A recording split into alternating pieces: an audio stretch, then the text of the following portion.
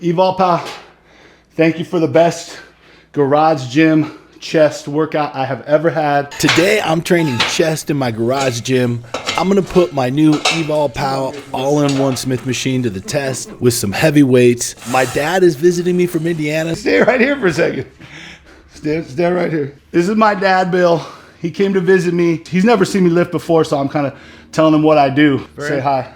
Very impressed. Very impressed. So he's chilling in the garage, gonna ask me some questions, and I'm gonna be showing off a little bit for him.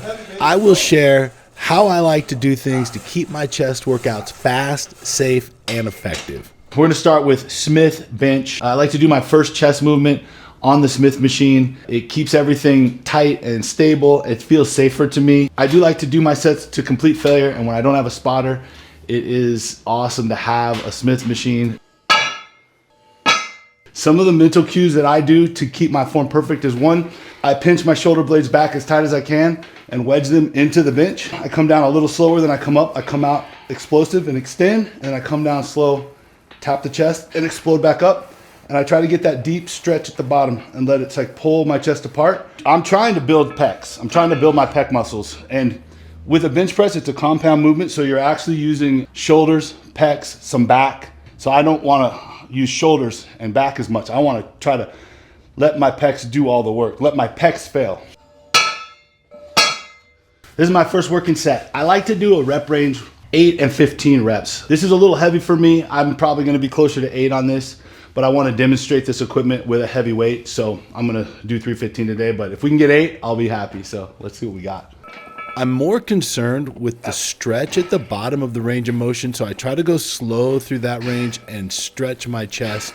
But at the top of the range of motion, at some point, it becomes more of a tricep movement and less of a chest movement. I try to be careful not to let my shoulders come forward, and so I stop before full extension. This is also how Ronnie Coleman does it, and so I just kind of copy what Ronnie did. And Woo! That's why I love this machine.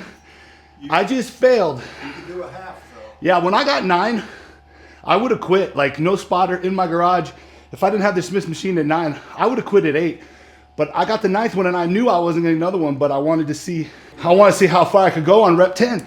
With this machine, I could push it. You know, I went for 10, and I didn't get it. Just went slow, rotated the bar back, and as I'm going down, once I got to this hole, It caught it. hooks in, you're golden. I'm so excited to be able to do this in my garage. Before I got this Evolpow equipment, I was training on a wall rack with free weights, and I had to stop 3 reps short of failure. You shouldn't really even be benching alone in your garage with heavy weights at all.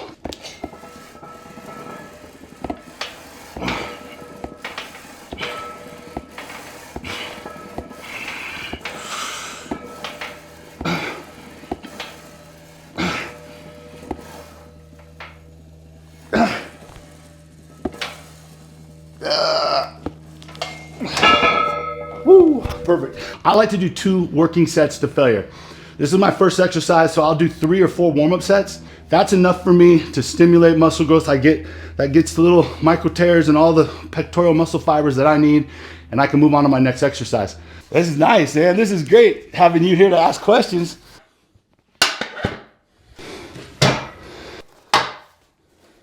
According to the experts, you get a lot more gains if you hit every muscle group twice a week than 1 time a week. But for me, at my age and my goals, I'm not a professional bodybuilder. Hitting every muscle group once a week, I make gains. I'm getting gains, and it makes my life easier, and I get more rest days, and I'm making progress. So for me, that works perfect. As long as you're making progress. Exactly.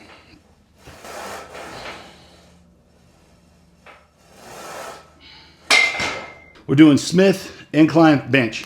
This is failure drop set. for my last set on some of my movements, I will do what's called an intensifier. Sometimes that will be a drop set, and other times I will do a rest pause set where I will just rest for about 10 seconds and then do another set to failure, rest for 10 seconds, and finish with a final set to failure.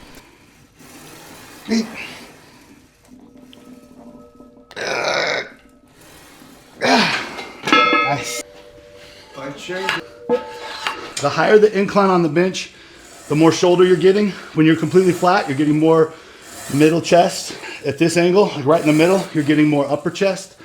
And as you come higher on the bench incline, you're getting more shoulder. So I go at a slightly lower incline than some people, because I want to get more upper chest and less shoulder, because I have a separate day for shoulders. So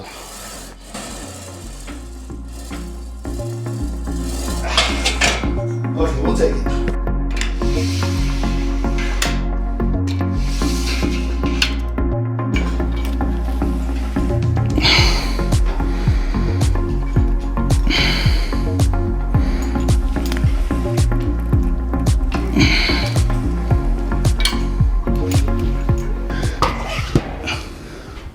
We're gonna use the functional trainer on here to do an incline cable press.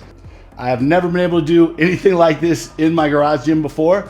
So let's give this a shot. See if we can get failure on incline cable press. All right. I am able to set it up deep enough to where I can get a good stretch at the bottom, which I was excited that I could do that.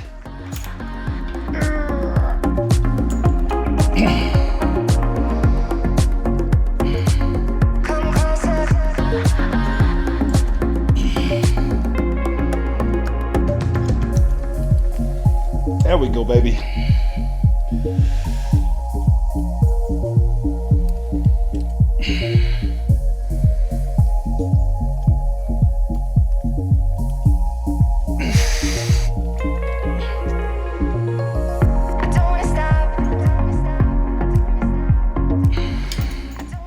It's heavy.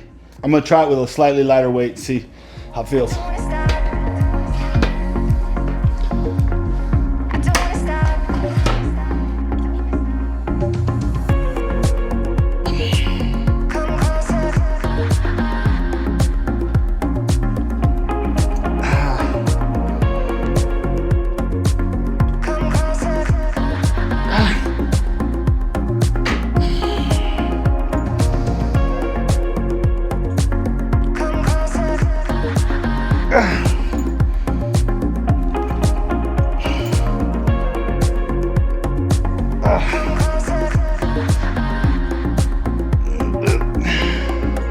Okay, woo, we'll take it. Let's do one set of crossovers with a good squeeze at the end, and then we'll call it a wrap. Let's finish strong. All right, let's go.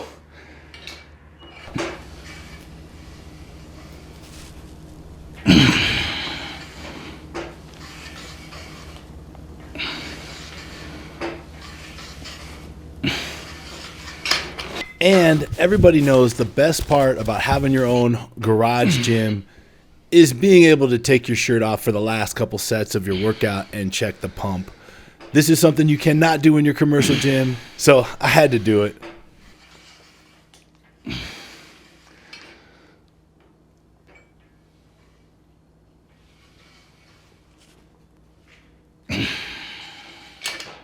Woo!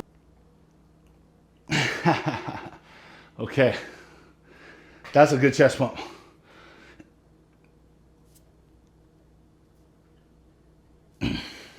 Evolpow, thank you for the best garage gym chest workout I have ever had. If you want to get one of these for yourself, they're on sale right now at evolpow.com. You can use my coupon code Challenge Theory and get a discount. If you have any questions, leave a comment. I will reply to all comments, and more cool stuff to come. Keep grinding. Peace.